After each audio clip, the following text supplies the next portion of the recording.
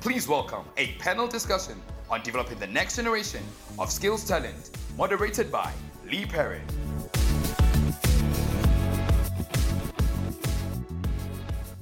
So we're good to start. So I'm just going to make a little bit of a sort of, just lay some background and then introduce the panel for us. But I think if we look at data centers, Africa, or Africa first, right, we've got a massive unemployment scenario, right? And we all know that. We live it, we see it. But at the same time, I think we've got a very unique situation in Africa. I was at the API event last week, and I think in terms of property investment, like Africa is booming. Right? All over Africa, our growth rates are pretty impressive, right? But if we look at it from a demographic perspective, it's such a unique continent which is only growing. And I mean, it's all about the people, right? So I love the theory from Hans Rosling, the pin code of Africa or the world. In terms of the demographics, we've got this extremely young median age of 18. I think 25% of all kids in the world between 0 and 4 are in Africa. So I've always got this joke. We've physically got this baby-making machine, right? We're just going to be growing for the next 100 years. And what do we do with all these people? And I think and I'm not going to claim this, but I was at a talk and someone pulled out a very interesting concept that, yes, the world looks at us, yes, we've got this big skills gap and we've got all this unemployment and we're growing. But to be honest, it's probably our weakest point, right? But at the end of the day, it's actually our strongest weapon. I mean, the whole market is they don't have any youth coming through the system, and we just got youth coming out of our ears, right? So, how do we physically harness this properly? And I mean, every time we end up on a panel together, we have to use leapfrog somewhere. Yeah. And I mean, if we, how do we get this right now? In the infancy of all our growth, all the different sectors are looking at Africa. How do we do this properly that we can resolve all the youth issue, unemployment issue, bring them into our sector, in the ICT sector? I mean, everyone wants the skill and the youth and the talent. But if we do it properly now, we basically set ourselves up for years and years and years to come. Obviously with a lot of pain to try and get it right? But yeah, so I think we've got an excellent panel here. When I'm going to let everyone introduce themselves, and you'll see we've got a very broad variety, but we've got very key specialists here that it's more of a productive outcome panel in terms of we actually how do we resolve this. So Sandy, I'll let you sort of start and introduce yourself, give some background.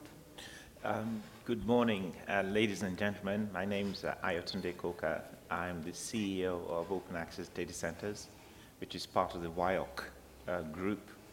I'm also the chair of the Africa Data Centers Association, an association that's focused on building the industry, the cadre of the industry, with over 40 members now, and making sure that we do things like build with Africa, rather than importing so much that we do, we build with Africa.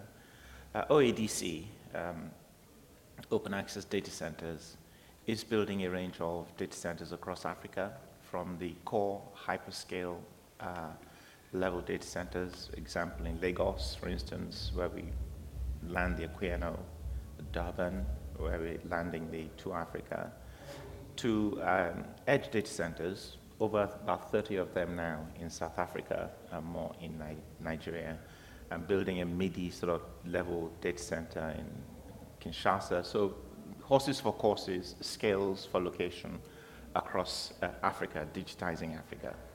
Thank you. Thanks. Gugu. Hi. Good morning, everyone. My name is Gugu Sema. I'm the Senior Manager for R&D MICT CETA. MICT CETA is one of the 21 cities in the country that is mandated to develop skills. So we are mandated to develop skills in 5 subsectors. That is advertising, electronics, telecommunication, ICT, and electronic and media. We are based in Midrand at the Galaka Estate. We work closely with all the companies that are involved in the 5 subsectors that I just mentioned. We've been in the drive the past 2 years, trying to developing qualifications that will assist the country to close or to address the skills gaps that has been brought by this technological advancement. So data science is one of the qualifications that we have developed at the NQF level 5. We are continuing with that process because for us to ensure that those gaps are closed, we need interventions, interventions that will assist to train these youth, South African youth, reskilling and upskilling. We just came out of COVID. A lot of people have lost their jobs. To get back those people to the economy, they need skills that is needed at the labor market. So we are there then to ensure that the sectors are supported with the relevant qualifications or training interventions. Thank you. Rachel. Thank you very much. Good morning, everyone. My name is Rachel Manglaba, and I am from Salga. My role is a senior manager, data architect, and I'm located in the digital unit, which focuses on 4 areas, one being data as a service, the other being driving digital maturity in the sector, and rolling out or identifying broadband as a utility, as well as deploying digital solution through a digital factory. So my role is basically driving data maturity in the sector, and to add on what my fellow panelist has mentioned around lack of skills, because we're driving digital maturity, which also touches on data maturity, we realize that most of the decision-making processes that are taking place in local government are not necessarily based on data. They're not necessarily based on data management platforms along dashboards and predictive analytics. So we're driving that agenda to make sure that the sector uses data for informed decision-making processes, for reporting, and for general operations and management. So my role is basically to make sure that we've got the platforms in place, we're driving data literacy, and also we have the correct skills in the local government sector around identifying the relevant data sources, as well as plugging in and just bringing out the data maturity framework to the local government sector. So yeah. Thank you. So just to introduce myself, I'm representing CBRE, so it's a corporate real estate business, but we are sitting in a specific data center sector. But what we do is we do land searches. So we start from the beginning doing land searches for large operators, let's say, and do the transactions for that, and then we do the project management of the build, and then we operate. But where I sit is physically the operations. But just to give you just a flavor, and I'll come to my point, is that we service large scale, probably the biggest global outsourced service provider globally, and we got a large portion of probably almost split in thirds, like hyperscale, colo, and enterprise guys. But what this means is that we globally have about 4,000 technical resources in data centers right now, with fingers on buttons, which is the stressful part, right? So it's the physical skills part. So we physically have to bring in large volumes of skills into our sector every year, annually. And that's the real challenge for us in terms of how, and that's the personal interesting part for me, or the focus point is how we physically find all those resources, especially in a sector like ours. Yes, there's an element of we take, nearby similar skills from other industries, but to be honest, you're always robbing Peter to pay Paul, right? If you want to find a data center guy, you're getting him from another data center. Or you want to take a similar skill, you're taking them out of another industry. But if we talk about the volumes of people that we need, we're going to be just damaging another critical industry just to feed our own. So we need to find a way to basically grow talent locally. So I think just to sort of take the negative stigma away from data centers for a second, it's a power-hungry industry, right? We're chucking it into Africa where we don't really have power.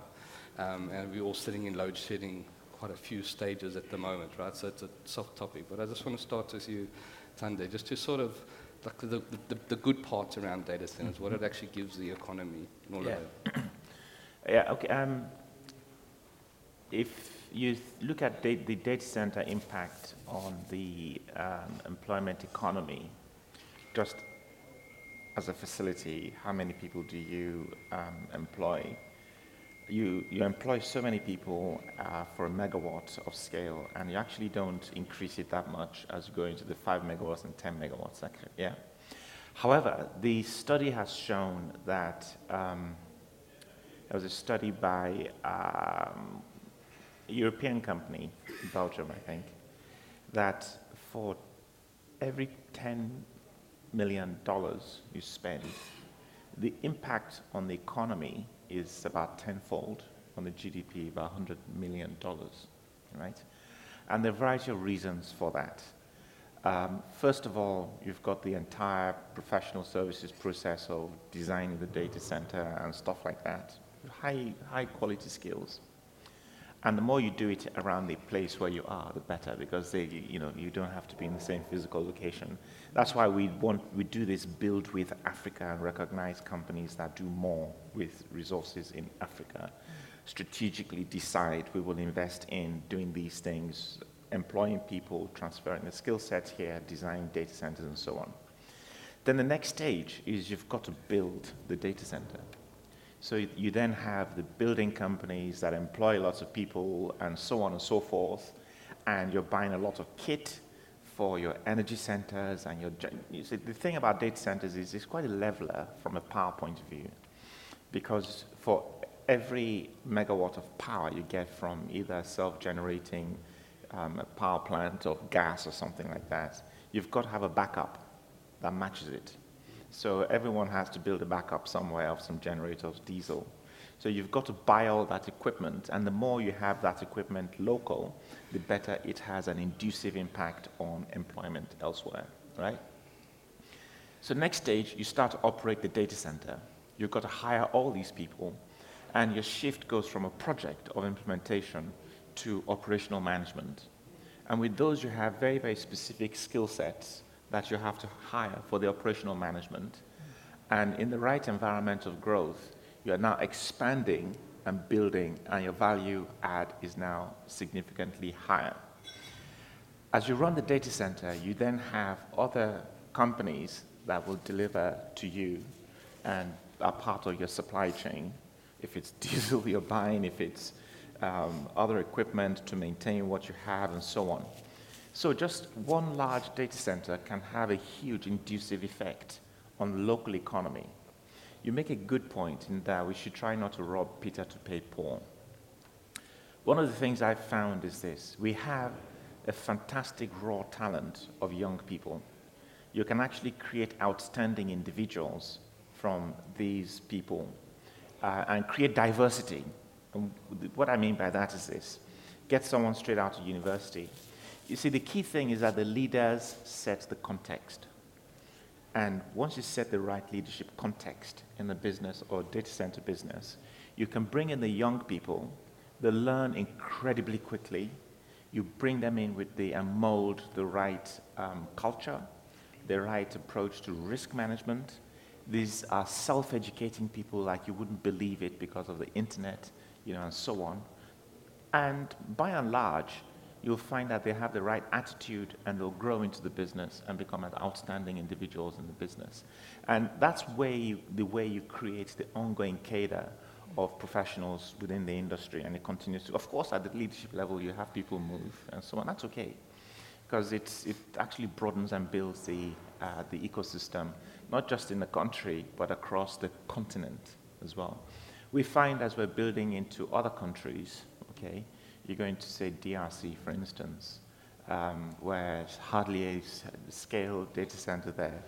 You've got to figure out how to kickstart that talent, skills development process. Because the more you do locally, the better and the more it grows the local economy. Finally, around the issue of systemic impact on employment. Studies by the ITU has shown that so we look at data centers, but actually think about digital infrastructure. Because you have connectivity, interconnectivity, and data centers that go together, okay? And one supports the other. Because if your data center is down, forget it. The connectivity is down and everything else along the chain, right? For every 10% growth in broadband penetration, you have around about up to 3% growth in GDP, okay? Because of these things I've just talked about, right? In advanced markets, it's around about 1% growth in GDP. But in emerging markets, it's actually around about 2 to 2.5%. On average, it's 1.5% generally, okay? And with that growth, you drive much more employment. The first thing is to get broadband penetration. The next thing is to get broadband adoption. Systemic impact on recruitment also means that people are actually able to work internationally wherever they are and take up a job with some American company somewhere else, just some European company somewhere. There are lots of people on the continent earning hard USD, euro currency from just being here because they have access to the internet. So driving that broadband penetration coupled with data center infrastructure build has a huge systemic employment impact and economic impact. And that's really with a synergy with you, Rachel, in terms of how this, I mean, we see it, we need a platform for these tech hubs, but to be honest, it's actually feeding people like you in terms of driving like data and analytics in your sector, because in theory there's a slight sort of parallel to smart cities, smart areas, because we like to chuck sensors out everywhere, right? And what you can do with all that data. But I mean, how are you dealing with your own skills gap? So I think before I even address that particular question, I just want to link what my fellow panelists mentioned earlier about the fact that we've got the skills, we're attracting increasing economic growth, basically, and if we are able to roll out broadband, there's so much that we can achieve. And from our side, I think we've basically want the not entire value chain, but understanding the fact that there's so many use cases that we can enable. We believe in a number of elements around being paperless, around making sure that there's integration in systems. We believe in elements around the fact that connected homes, connected infrastructure, connected citizens, which is and connected workforce as well. So all of that bringing together, they rely so much on broadband. And we've realized that there's a number of skills shortages also around even cybersecurity, cloud, data literacy, obviously at a basic level as well as at an advanced level where you then become data scientist and beyond that. So how we are dealing with it is SALGA, yes, trains councillors because we are in charge, or not in charge, but we service 257 municipalities. There's an element of training that we do provide, but we've noticed or we've realized through the digital unit that the area around data and digital literacy is really missing, and we are trying to close the gap by putting together a data literacy program, and which starts with understanding key data concepts before even rolling out the program itself, where a person is able to actually say, this is where I am in terms of data literacy. It's marginal increases. There's a lot of online platforms that are available, but that's where, and we need a lot of partnership in putting together a proper data literacy program that is curated and certified as well. So we're still in the infancy phases, but we've got the idea in place. We're bridging the gap by measuring the maturity levels around data through the maturity program that we're running, the digital maturity program. So partnerships and also the lack of skills around clouds, cybersecurity, key, because that's where we are, especially in the context of data centers as well. Through your hiring process, do you hire if someone's got experience, or do you hire sort of similar skills and build from there? Like, so at Salga itself, we've got key data scientists that we have to be able to assist with the data analytics program. We want to move from just basic analysis, snapshots, to predictive analytics, and all the way to prescriptive. But the sector itself is not necessarily geared up because it has a bad image around working for local government. It's difficult to attract skills that have to do with technical data science and around the technicalities around data. So we're trying to now start the conversation around how do you manage having data and use it, and also what type of skills you will need. So internally, there is a process that was seamless, but unfortunately, it still needs to be rolled out properly because people need to understand the value that data adds, and the fact that at the end of the day, we want to bring efficiencies, we want to reduce costs as well, and you can only do that if you've got data-driven decisions in your operations. thanks.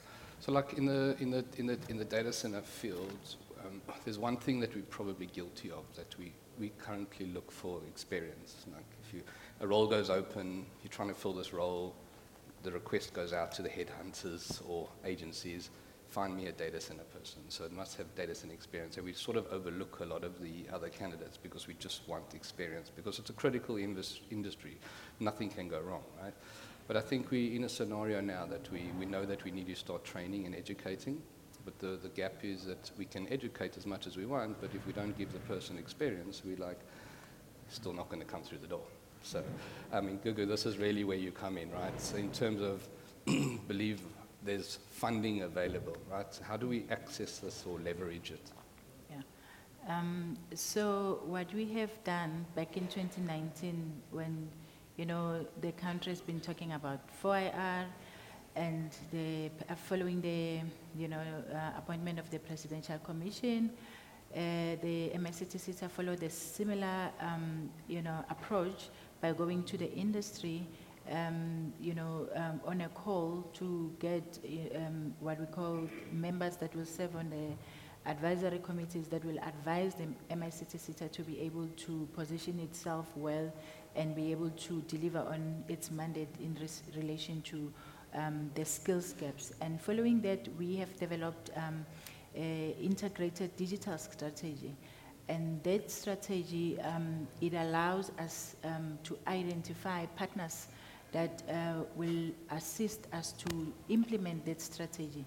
Now, these partners, with the funding that we have, then the partners, we fund them to implement or to open their doors to unemployed youth to be trained on these different qualifications or programs that we have developed, and also expose them on practical,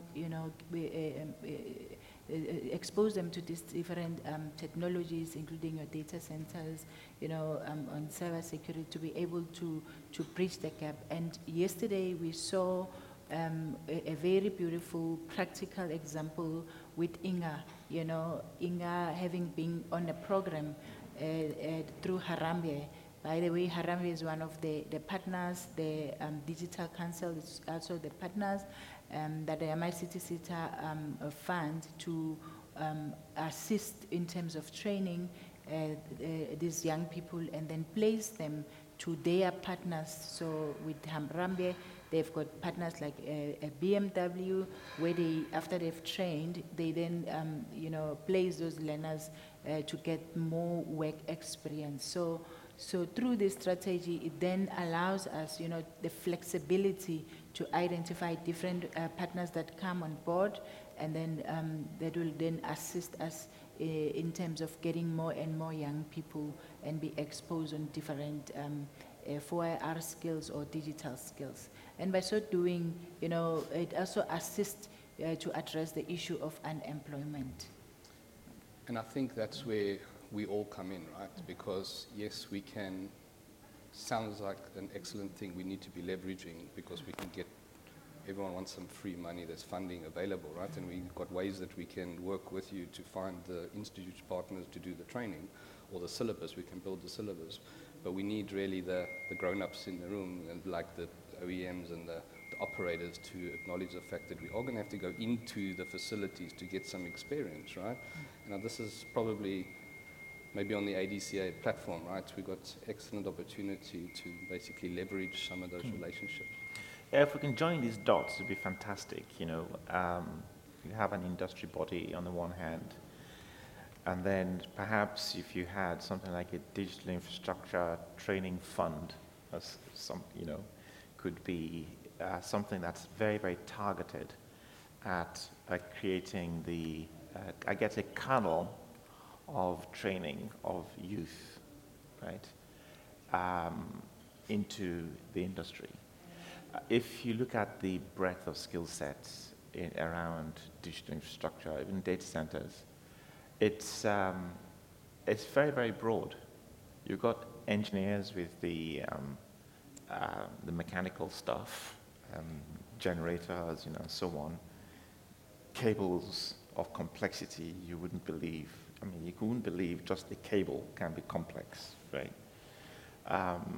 You've got electrical stuff, all of the wiring stuff, and beyond that, you've got serious project management. It's a complex of project management in delivery, and you have operational management on the one hand, as well as all of the CAD stuff you need to do, and risk management, and so on.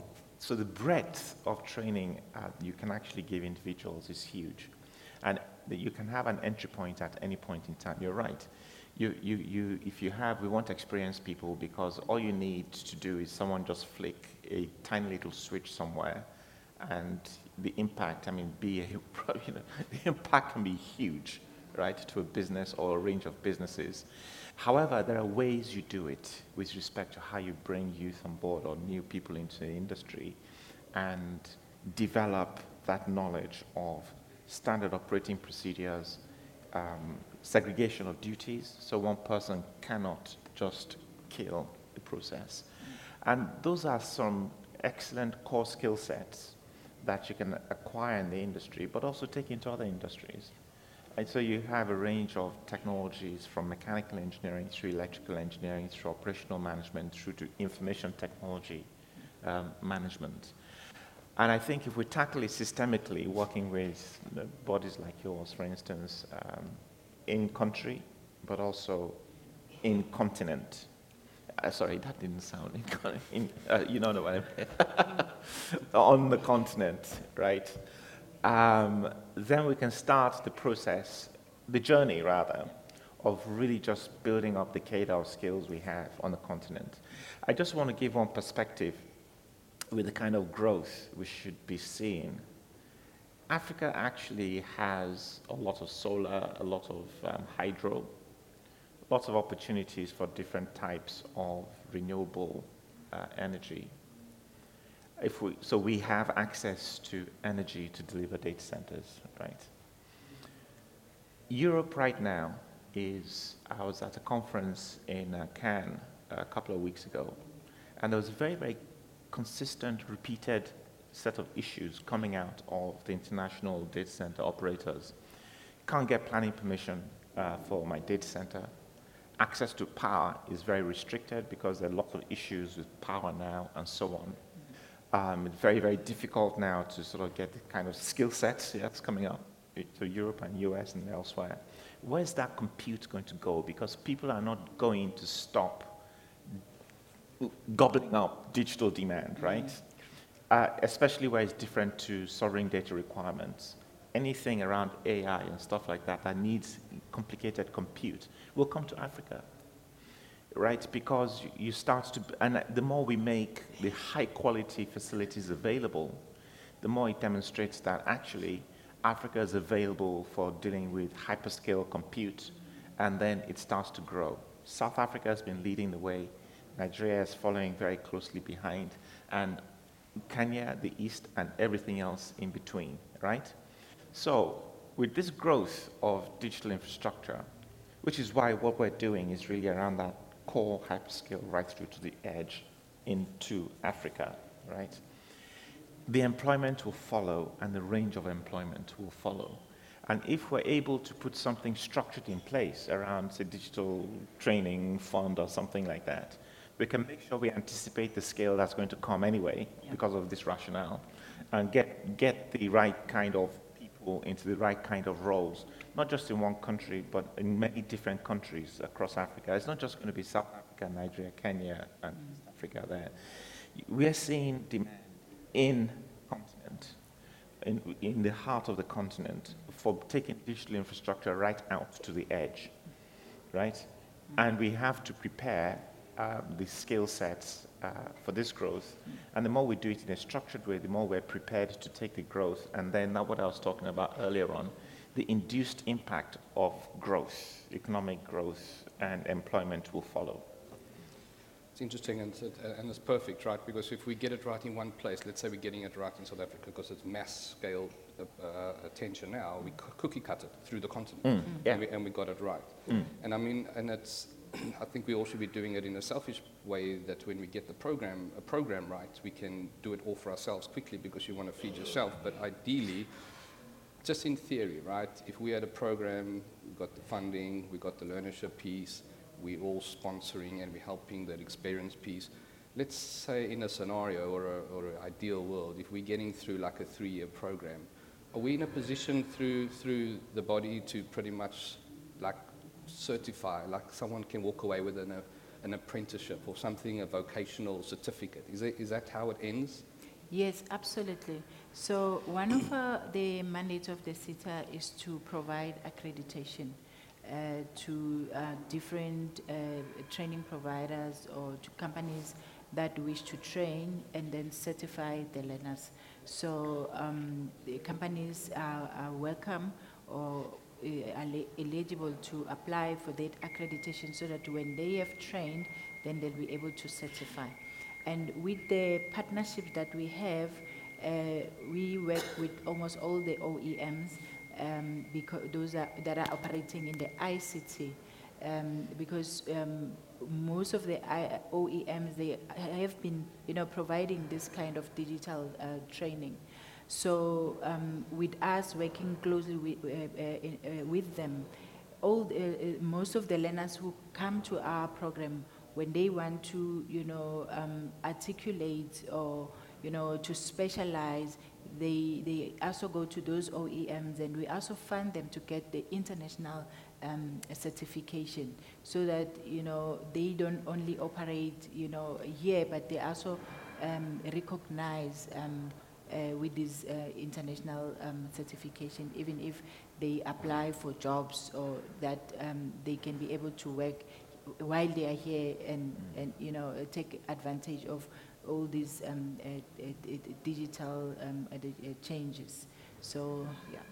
And I think that's the beauty of it, right? And the unselfish part, that the support of getting skill through the system, but if they're finishing on a qualified state, they're open to the market, where when we're hiring, then there's lots of experience because they've gone through a training program and they picked up experience along the way. So that's, I think, the silver lining at the end of it. That's like my little ideal picture, I think, in my head, in terms of creating a resource pool or talent pool for our sector. But I think that's that's pretty much the idea of the approach, right? But I think just back to the panelists for a closing statement. I think we've come close to the end of time. I think in terms of sort of your view of building the digital infrastructure through Africa or locally, I mean, what's your takeaway? Go to Raquel. Okay, so I guess in identifying the challenges that are currently in the sector, the fact that we've got aging infrastructure, we've got, the issues around rolling out broadband, it's basically important to at least try and fast track those, because if we are going to be generating, from our side, generating data which is almost all over the place around using IoTs, we need to have the right infrastructure in place. We need to have access to network, and even in areas where, in order to roll out, proper skills and have young people being able to learn skills even online. But we've seen that also in the sector, that especially in the IT sector, that most of those in the IT units are learning a lot, and they're coming up with innovative ideas. So we need a structured program that will actually cover the issues that are there, and make sure that at least the sector is ready to be digitally matured, and also roll out proper data literacy programs. And I really appreciate the fact that there's a program in place around data, and the fact that there's levels of certification. And I think that's key.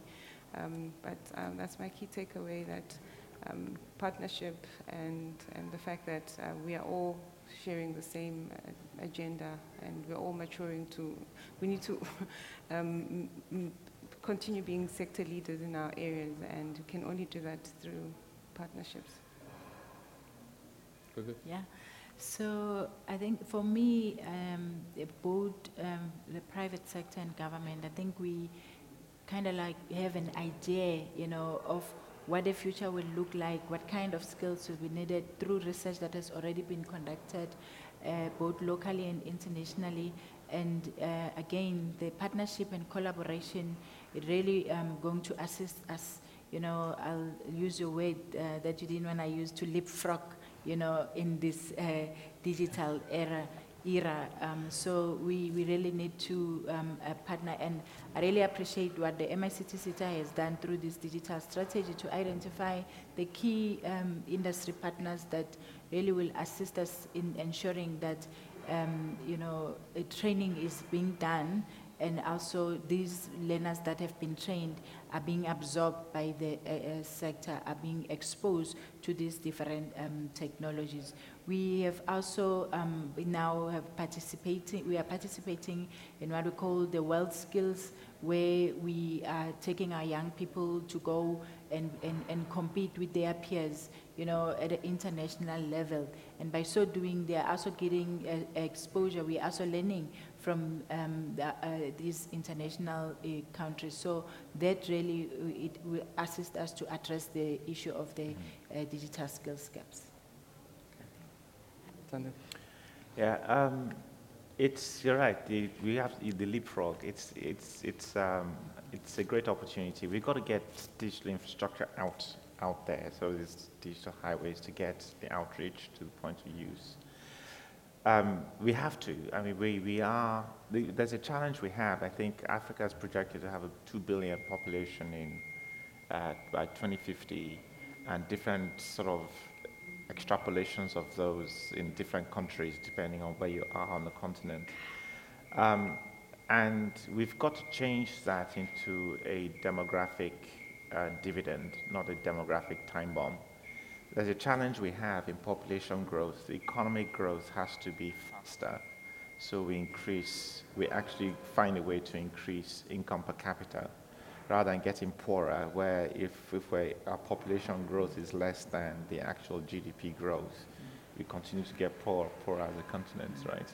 So we have to really focus on the fact that we've got to get the overall growth way above the population growth, and turn that into a demographic dividend. I remember when we did the ADC, Africa Data Center Association. It was actually in Monaco 2017, I think. We had a panel and we said, hey, we've got to set up an association for Africa. Europe has one and stuff like that. And that sort of kick-started something. And we have an ADCA now that's been operating successfully for 4 years and growing. So perhaps we could do something around, this sort of digital infrastructure training thing. You sow the seed. you pick it up, and suddenly it starts to become a reality. And it's something I think I'll be taking off to discuss with my colleagues on the ADCA in terms of how perhaps we can even engage on seeing how some of these things may work. And in 3 years' time, we may be actually talking about, hey, look, if we hadn't seeded this thing from a discussion in Cape Town, it wouldn't have happened. Maybe this is the panel. So I think we might have a great opportunity there to do something highly impactful in the digital training space. Because we live in a global resource pool, right? And we have a lot of people, skilled people leaving the continent.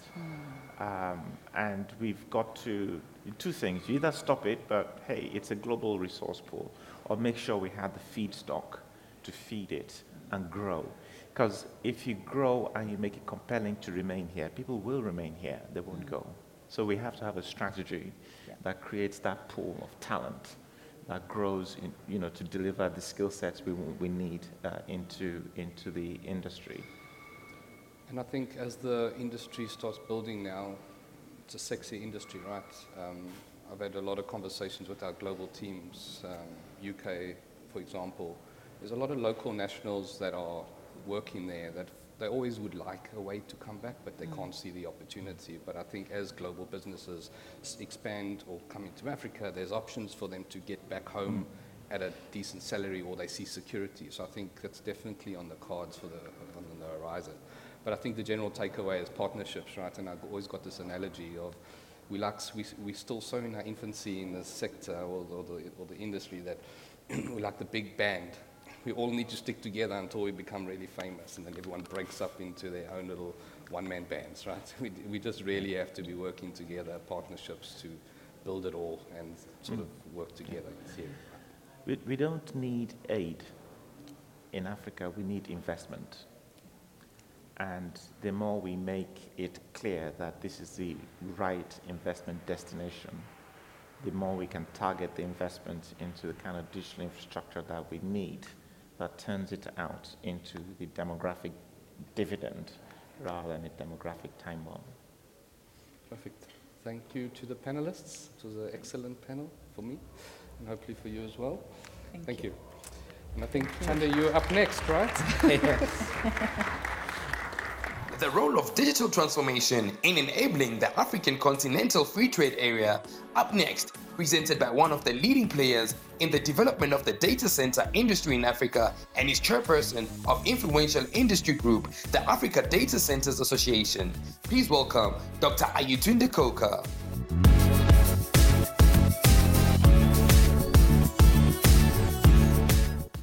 Well, hello again. I'll probably just continue from where we left off, and some of the aspects of the discussions we had before shown in my presentation here.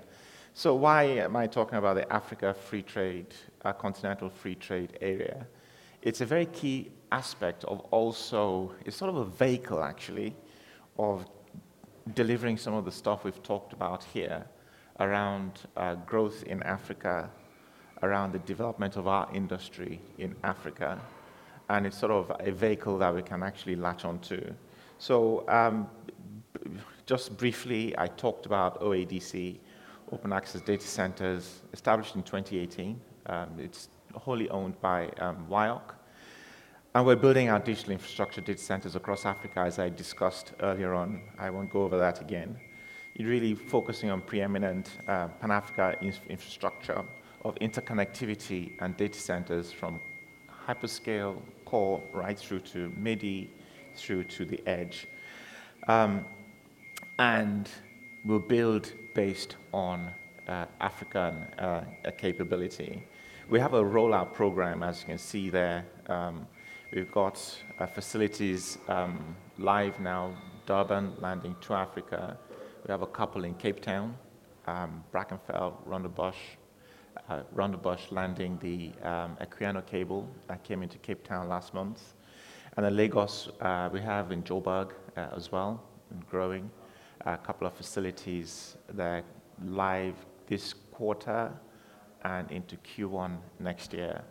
and a mega data center in Lagos, which will be growing out to about 15 to 20 megawatts, which landed the Equiano earlier on this year, and it's growing as a significant digital carrier-neutral hub in the locale over there. So I'll talk about this prosperity gap and the digital gap.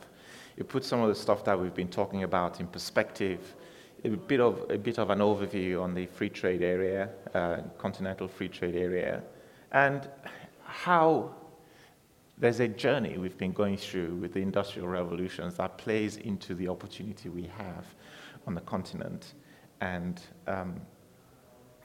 what we can do about what we're doing about that. So if you look at this data, looking from the right to the left, in Africa, we're actually around about 17% of global population. We deliver around about just over 4% of global GDP share, but we only have about 1% of the data center infrastructure, or global data center infrastructure. It's growing very rapidly. Actually, South Africa is still growing, Nigeria very quickly in the slipstream, East Africa and Kenya. And I think you're going to see huge growth in North Africa with respect to this European issue I talked about earlier on will drive capacity more to the northwest of Africa and round through to the west of Africa. And I think the middle part of Africa will benefit for that because you'll need to take digital infrastructure to the edge. So if you look at it, what I call that the digital gap, right? That we have to the rest of the world. But quite importantly also, we have this prosperity gap. And if we continue to grow population without growing that prosperity gap, we continue to get poorer, and it then becomes a regressive situation for the continent rather than a progressive situation we want to achieve, and we have to achieve as an industry to do our bit to close that prosperity gap. So I think that's generally recognized on the continent, which is why we then got this Africa Continental Free Trade Area Agreement. You know, it's the largest free trade area in the world. If you look at the number of countries participating, 54 countries, a combined GDP of 3.4 trillion.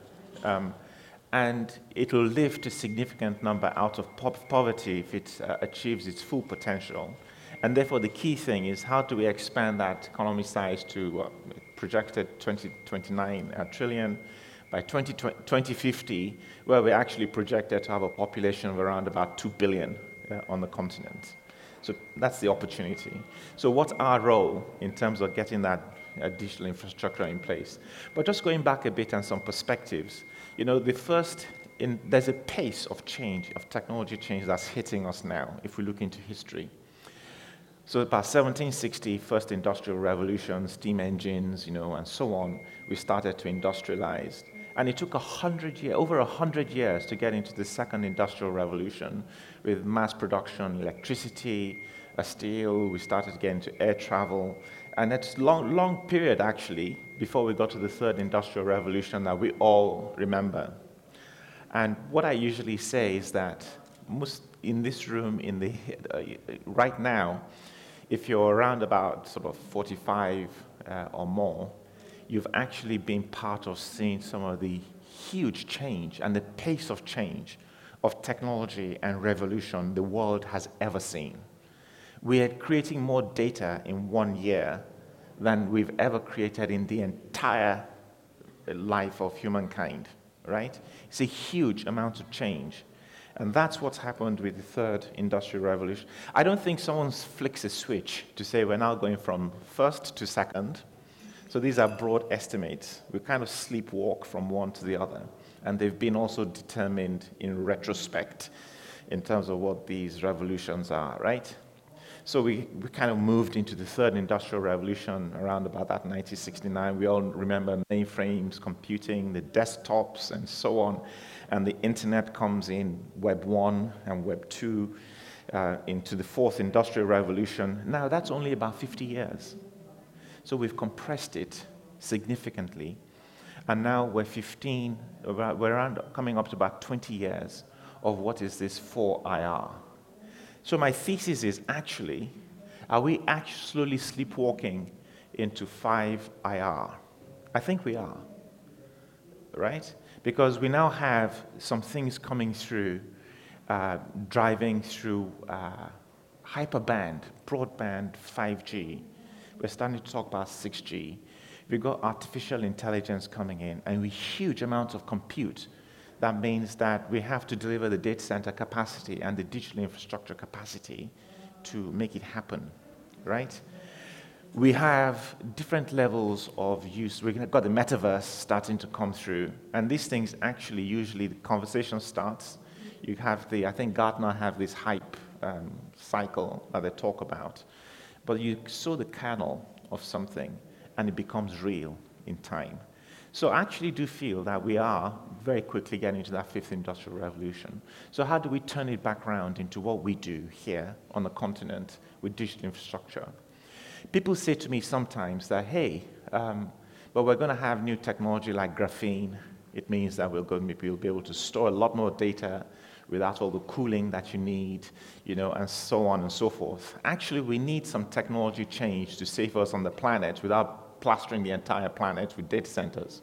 So it's not a bad thing, because we'll hit a lot more bang for the bucks on the digital infrastructure platforms that we put in place, and at much more cost effective. So I think we'll all be in a job for quite some time yet, in my view, as we drive the compute that's required for what's coming on us now as the fifth industrial revolution.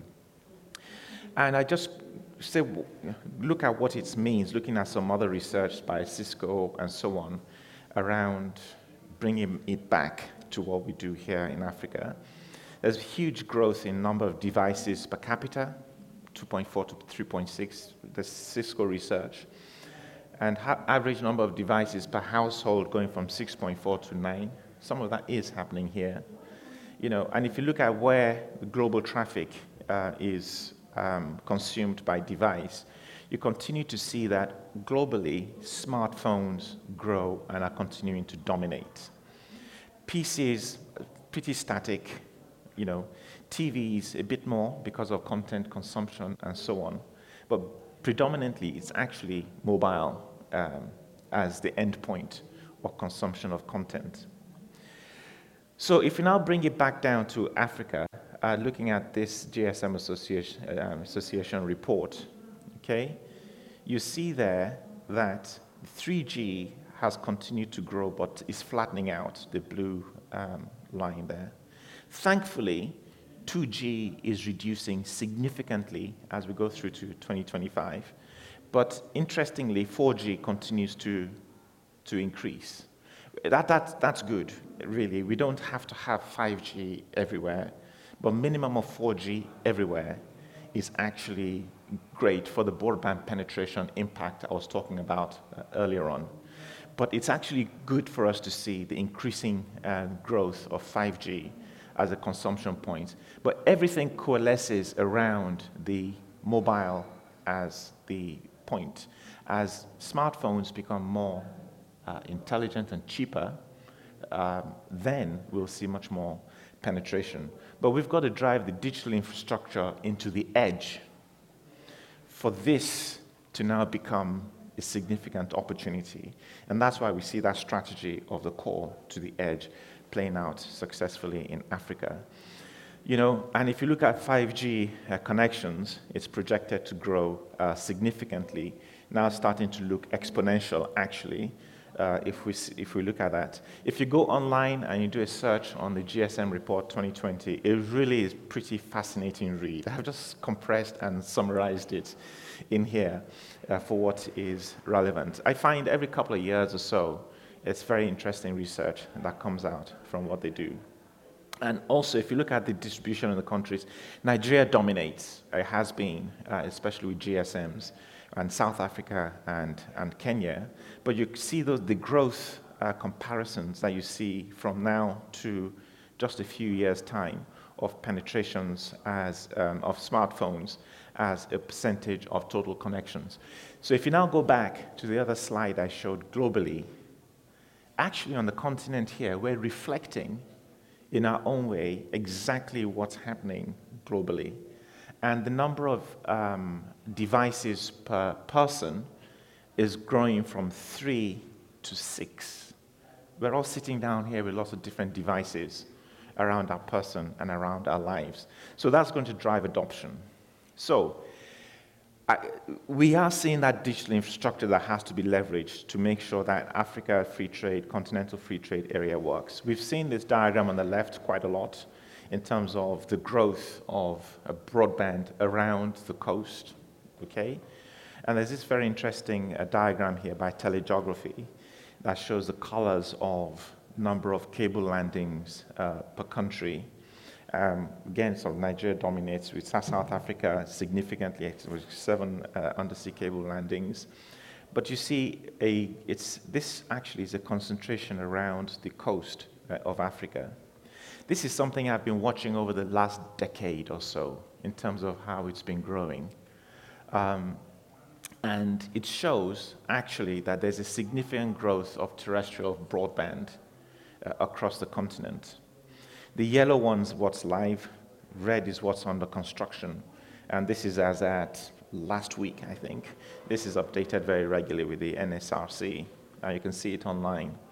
But what I'd like to highlight here is that there's a middle bit that's very dark, and we need to light up that dark middle bit continuously, not just with digital infrastructure fiber penetration, but also taking data centers to the edge.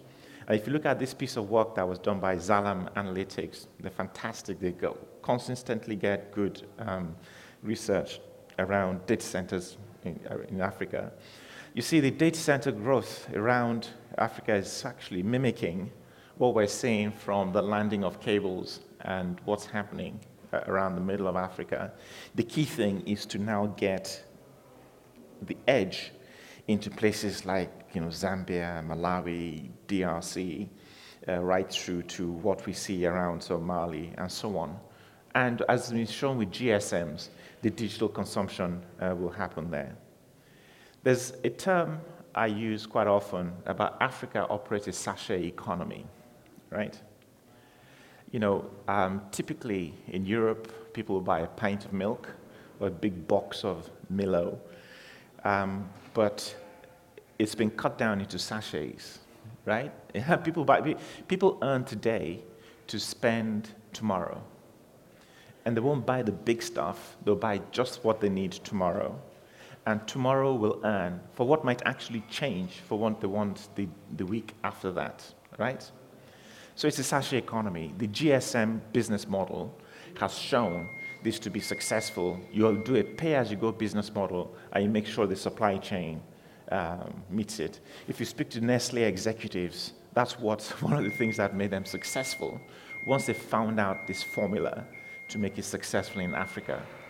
So for digital infrastructure, the way you deliver sachet economy is through cloud. Breaking content demand and procurement down to little sachets of buying today for what you need tomorrow. So the global and local cloud companies that actually see that that's the business model that will break into Africa will realize a huge amount of growth and scale. And that's what I kind of carry around the world and say to people, that you need to rethink the business model of delivery of cloud at scale and at the edge, targeted to the supply chain and consumption model in Africa, and we'll get this huge growth of cloud. If we get that, and we're starting to see the projection towards that likely growth, then we have the huge potential of delivering and supporting a free trade area around Africa. The other thing, almost finally, to think about in the Africa construct is this. I think Andile mentioned something similar to this yesterday when he spoke. In Africa, we have every country has its own sovereign data rule, executed in different ways, with different levels of diligence and different levels of clarity. If you look at Europe, they've got GDPR. It's the same thing in North Africa and North America, okay? It's a whole block of how do you deal with data sovereignty and the data protection rules, right? So my thesis is actually it benefits Africa if with the Africa Free Trade, Continental Free Trade Area, the digital infrastructure aspects of it looks at a continent-wide sovereign data set of rules, maybe an Africa DPR or something like that, right? I believe if we do that, we create a rising tide which will raise all boats. Because we will have hubs of digital infrastructure scale.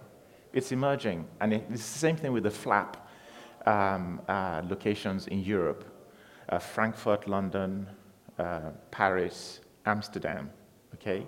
We will have an Africa FLAP equivalent, okay?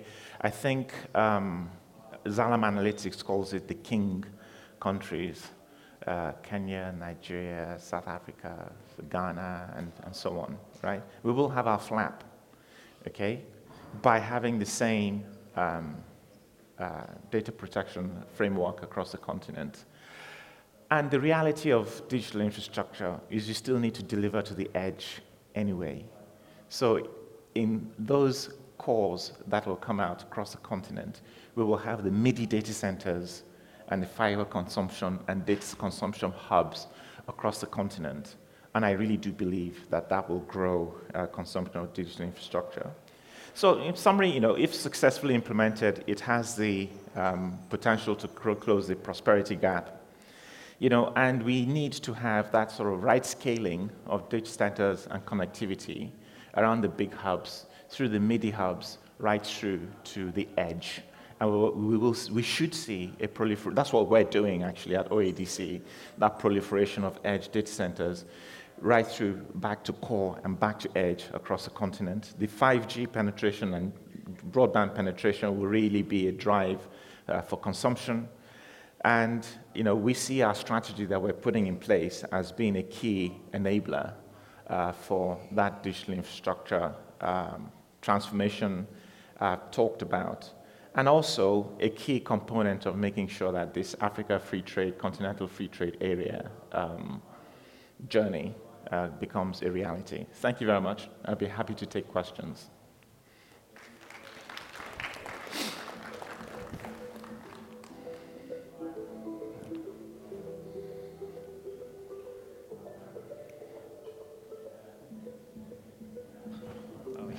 Hello. Hi, Dr. Kok. In fact, my question is for the previous session. I'm quite disappointed we're not allowed to ask. Okay. So I wanted to, because you guys spoke about a skills shortage, but I wanted to ask if do we have a product and equipment shortage? So you spoke about building for Africa, and my question is around the equipment that you use in data centers. So you have a lot of equipment from the cables, the cabinets, and stuff. How much of those do you find in the countries that you build in, and how much do you have to export? And because it's a big question, I know even in renewables, local content and stuff like that. And yeah, so I just want you to comment on that. Yeah, it depends on what category, really. If you look at cables, we got some pretty good cable manufacturing in Africa. Corning here, if you talk to them, they're really building partnerships and delivering even fiber capacity in Africa, and even for electricity cables and so on. Fabrication, metal fabrication is improving. We have high-tech capacity and examples like that available here. But there are still, we have a global ecosystem of equipment that we have to have access to. It's the way it works. Nevertheless, there's some economic reasons that just makes it right that we manufacture a lot more here. And that's why at the Africa Data Center Association, we started this Build with Africa. It's a wave. Initially, it's encouraging companies to build here, and to build here at the same quality as you would get elsewhere. Because with data centers, you have to have the quality. I have diesel engines that are made here, wherever it is on the continent, right? And they're not the same quality. We'll go out and buy them elsewhere. But you just have to make sure the quality is available here. So it differs, actually. There are some where we have very good, high-quality local manufacturing, generally. But there are some where we don't have at all. With some of the power equipment, and so UPS equipment and so on. So we need to encourage more to be built here. And there are some where we build here, but the quality is just not good enough. And we have to make sure the quality is good enough. But there's a challenge we have in Africa. It's huge. The distance from South Africa to Nigeria is the same thing as the distance from Nigeria to Europe and Kenya or even Egypt. So there are certain things around supply logistics and supply costs that are just real. So even within Africa, we need to localize to different hubs of manufacturing. It's improved significantly over the last 3 years, and I think we need to think about it and just not want to say whole Africa, but how do we disaggregate it into specific hubs that deliver for what that hub requires. Okay, thank you. My name is Kitu. I'm representing Stats SA. I just wanted to confirm and see how far actually is Africa in terms of adopting cloud, because it is expensive, yes, but it shows that as we are saying we want to work towards this global improving way of thinking. So I know with us government, we are slow in adopting cloud. But maybe if you can pave a way for us to see the benefits and see if we are able to go cloud, how can we afford it? Because I know that it is something that is in our mouth to say we go cloud, but where are we? Thank you. There are different levels of cloud. There's a lot more local grown cloud that we're seeing now. I think Inc. is doing a lot with respect to delivering cloud services at points of the edge across the continent. There are international cloud providers that are now coming into Africa, some into South Africa. You're seeing that growth now into Nigeria, and then Kenya. It's coming out in that order, right? So we have this mix of international cloud, which is becoming more local, and local cloud that is delivered locally here. The question is, can you not afford, it's not can you afford the cloud? You can't afford not to afford the cloud because it simplifies so much. It gives significant agility to what you do. And the international cloud players will come here because of a very practical issue of latency. And we have a huge latent consumptive capacity here, which means, therefore, if you want to sell into those populations, the international cloud players will come here, and we'll see a lot of scale.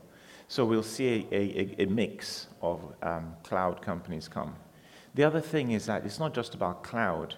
You see, enterprises or individuals will consume across multiple cloud platforms. Therefore, you either need to secure your personal life across a federated sort of security across these cloud platforms, right? Or corporates need to do that right through to the endpoint, right? So you focus on getting that bit right, and all other aspects of cloud solutions that you put in place will happen. You see, the importance of the data protection requirement for the entire continent, as I've been explained, at least in each economic region, ECOWAS, SADC, at least, if we're not even going to do the entire continent, means actually that you can consume cloud location in anywhere in the continent for what you require. You don't have to have cloud delivery points per country inefficiently for each country. Of course, it'll distribute itself across the continent, right? But it makes it available more locally if you make the data protection rules much more pervasive, right? It therefore means that you start having banks being able to run their core banking from the cloud. And I think in the next couple of years, you'll hear a very big bank announced that they're going to be running their core banking in cloud because it'll run everything that they're doing on the continent because it's an efficient way to do it. So it's emerging that it's not whether you can afford to, it's a matter of whether you can afford not to. Yeah. Good day, Doctor.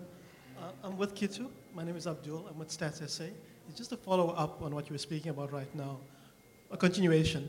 So at Stats SA, the data protection, we have data supposed to be sitting on the cloud, but within the confines of South Africa.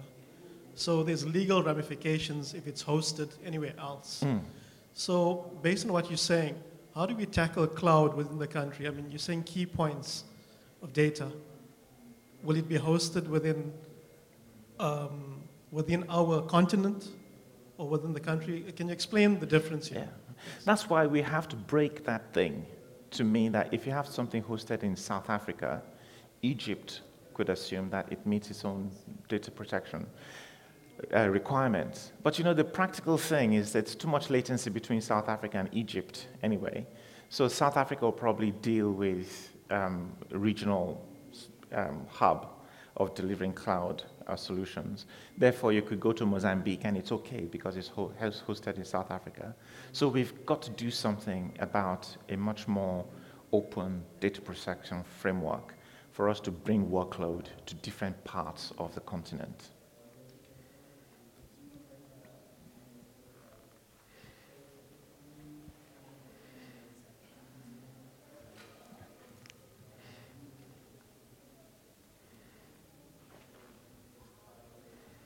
Good morning, Dr. Oka. Thank you for a very instructive presentation this morning. Question I just wanted to raise is, you know, we have the Brussels effect in terms of GDPR. We're going to see Digital Markets Act come through one form or another, digital services effect, perhaps legislation to address artificial intelligence, machine learning or anything else for that matter. The question then becomes, you're raising the question about continental or regional regulatory frameworks. How can we preempt that the emergence of those nation-based frameworks that we're currently struggling with in respect of GDPR being duplicated when other forms of transnational regulation are evolving in Europe? I think we just need to be very practical. You know, GDPR grew out of picking out the best, and it was agreed. Then Nigeria did a plagiarization of GDPR, which is fine. We worked in conjunction. And now we have the South African laws, the Lula, right? Let's figure out which one to plagiarize and apply to the continent. We don't have to be proud, not invent it here. Just pick the best one, synthesize it, make it available. Or SADC could anyway adopt the South Africa one. ECOWAS adopt the Nigeria one. East African community adopts. You know what I mean? We just got to be practical about it, but not have this country by country fragmentation that we have. And you know what's going to happen? The biggest countries will dominate anyway, and it's at the expense of the smaller countries. But in my view, if we have it aggregated at least at each economic zone, the smaller countries benefit because they will have the opportunity to attract workload that the larger countries can use, as well as the other way around, larger countries to the smaller countries. Hi, Doctor. Thanks. Sorry, I think not the feedback you were looking for. The Jack Haas of Gauteng Provincial Government. We recently came back from a benchmarking and investor mobilization visit in the Netherlands, and we had a very interesting conversation with Amsterdam, who is obviously, they've prospered up to a point, or to a large extent, from becoming what they actually reference as a data port, in becoming that for Europe. And based on many of the advantages you've highlighted, some of our coastal nodes will have. The interesting thing is, obviously, they're now, well, not obviously, they are worried about data centers as a dominant form of economic expansion now, because they feel it takes up a great deal of space and energy, relative to other forms of economic activity, and it's exactly the problem you reference about, I love the phrase, plastering the earth with data centers. I suppose one of the ways in South Africa we can potentially achieve the balancing act, and in this sense help to model the continental response, is to look at how we specifically cluster capacity for scale. And one of the tools we can use to do that is our special economic zone. So in Gauteng, that's already a deliberate intention. We have 2 of them that do have aspirations of being data ports. I suppose, is there a room for a discussion on an African data port network that concentrates in specific areas and therefore avoids the Amsterdam problem where you find data centers fighting with other forms of investment for space? Yes, it's already starting to emerge. You have the hyper locations, Joburg, Lagos, Nairobi, and then you have the ones around those locations, Cape Town, Mombasa, and other examples, and other countries around that. DRC, for instance, is emerging. You also have to have, it's not a leap of faith, but a belief that you can implement infrastructure at other locations in Africa, not just the ones that are given. So you're starting to have data concentration locations coming out. That's the benefit we see actually from being in a group of WIOC with a connectivity company and a data center company, is that we can see where the data concentration points are and overlay it with the data center implementation and interconnect them across the continent, right? And you see the natural locations starting to emerge around the Zambia area, the Copper Belt, Lubumbashi, into DRC is huge, right? You find there are other concentrations that are coming in around the sort of west of Africa, not just Nigeria, beyond. So Ghana, I'm very much more into Cote d'Ivoire because they satisfy the needs of the Sahel. Morocco is interesting because they have an open telecoms framework, and they will carry a lot of workload off Amsterdam, right? And it's just a hop across to location in France, Marseille, okay? So now because of that, it's going to draw a data location point out, say into Morocco. The lower latency coming into that sort of Lagos area with the Sykes cable is going to connect in their plan. Equiano is around that. You see workload coming. So they're starting to emerge as a natural collection of zones across the continent. Watch Somalia and that area over the next 3 to 5 years. Good morning, Doc. There's a hand up here. It's been morning, coming Doc. up for quite a while. Morning. Yes. Welcome to. My name is Lindila. Thank you very much, Doc, for the wonderful talk. I'm from the media industry, and the applications of connectivity, data centers, and all of that are growing in Africa as we see it, such as esports, gaming, and all of that. But we know research tells us that South Africa and the rest of Africa are playing about 5 to 6 seconds behind everyone else in Europe and the US. That also then gives us an indication of how slow we are even when it comes to business applications. In your view, what would you say is the number of data centers that Africa needs so that we can catch up to the rest of the world? Yeah. There have been a few bits of research, actually, that seem to coalesce around this 700 number of the number of data centers we need, yeah? So it's 700 over the last couple of years. Xalam Analytics, OADC, actually, ADCA, same thing. We did a bit of research. So around about that, but they're not all hyperscale data centers, okay? We'll have the hyperscale hubs that will be the first edge to the world, right? And then you have the midi-scale hubs that will be the next stage. And you have the edge data centers. We have around about 30 in South Africa now. That will be anything from about 10 racks to 50 racks capacity. Because it's just practical to take content consumption to the edge. So if you have a country cache, say for South Africa, it's 3 to 4 seconds behind because it's just the latency. It's a practical issue. That's what's bringing the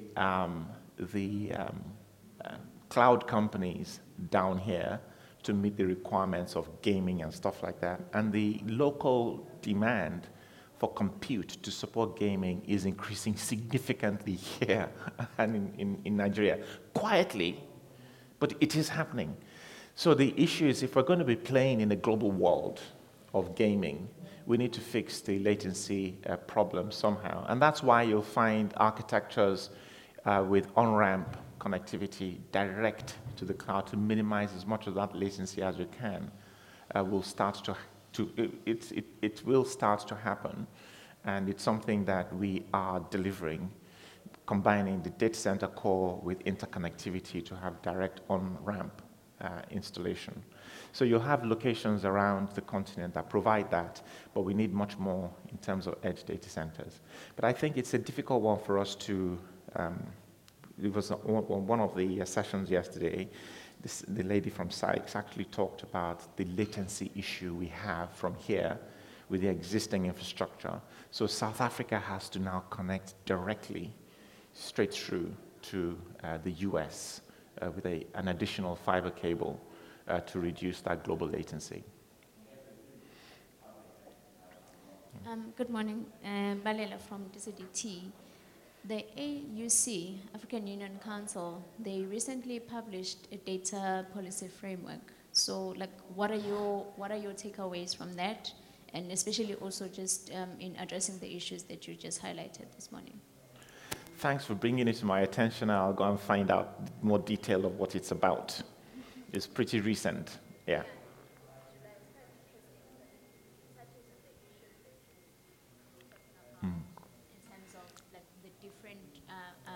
Policies that we have within Africa, and also like it also addresses issues on the countries that currently don't have the frameworks, and how it will help when we just have this one policy, yes, and the free trade issues as well. You know, the old things about the journeys, set up a thing, start it going, and you get there somehow. The old Mandela saying, it always seems impossible, and then it happens, right? You get to this clearing. Same thing, we talked about the journey of the Data Center Association. Same thing about, we just discussed this, and it might just happen. A digital infrastructure training fund, right? It might just happen. So it's creating the wave and the direction. ADCA, we're working with Smart Africa, really to drive this agenda. We're working with Digital Africa, our hosts here, my God, right? Here, with respect. So we build the coalition of sort of a wave with thought leadership of saying exactly what we're going to be doing, right? So the Africa Union piece, linked to the continental free trade area, actually, is an important part of this overall solution. I'll certainly be looking at that and see what the content is, and if it actually practically plays into what we do here. If it doesn't, I'll give my own views.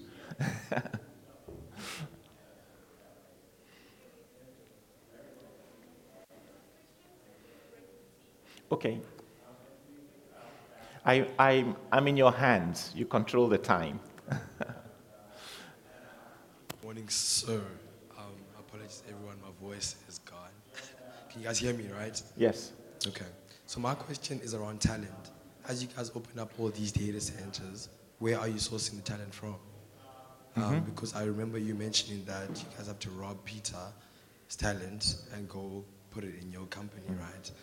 And I'm thinking that is probably a big problem of where are you guys sourcing your talent? Talent is a systemic thing. In the last 8-9 years in data centers, one thing I've pushed for is not just creating the outstanding cadre of talent you have. And I have, with an attitude, pushed the fact that we'll show up on a global scale in Africa and the global awards and be as good as, if not better, than everybody else. And we have done that in different ways. And to do that, you need to just create the leadership context that creates outstanding individuals. Then go beyond that. You have a whole range of suppliers that tar the road just outside your facility that deal with the maintenance of your generators, or deal with other aspects of what you do. If you create the environment that they know, if I'm going to work with this company, I'd better show up with my A game, or I won't have a hope. Then they show up, they have to show up with their A game, but also we have to coach them to understand what the A game is and how they get their own people to step up to the A game. It's kind of selfish, but it creates the ecosystem.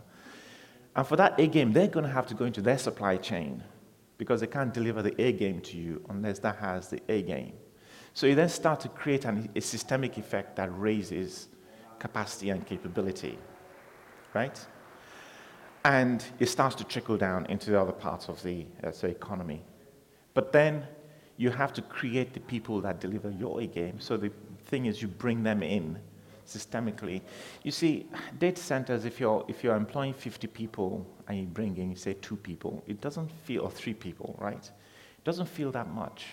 But if you aggregate that with another 100 doing that, suddenly you're not talking about 300 people, and now that starts to sound interesting. So if collectively, as I was talking to Lee, it's the same thing with companies like CBRE, and so on. You drive that, bringing in good cadre of individuals that have fundamental great core competencies and values. It'll be great. So you hire on the potential of core competencies, value, desire to succeed, and so on. And in my experience, the talent we have over here, they deliver. You get outstanding people. So with the 700 data centers you are planning to open up in Africa, do you see the talent? Do we have enough talent to match the 700? We don't, but we have the raw material, and we have to build on the raw material. Okay, no, I got you. Thank you, sir. Are we done? Cheers. Thank you very much. It's been great. We enjoyed the conversation. Thank you very much. To our sponsors and partners, thank you for participating.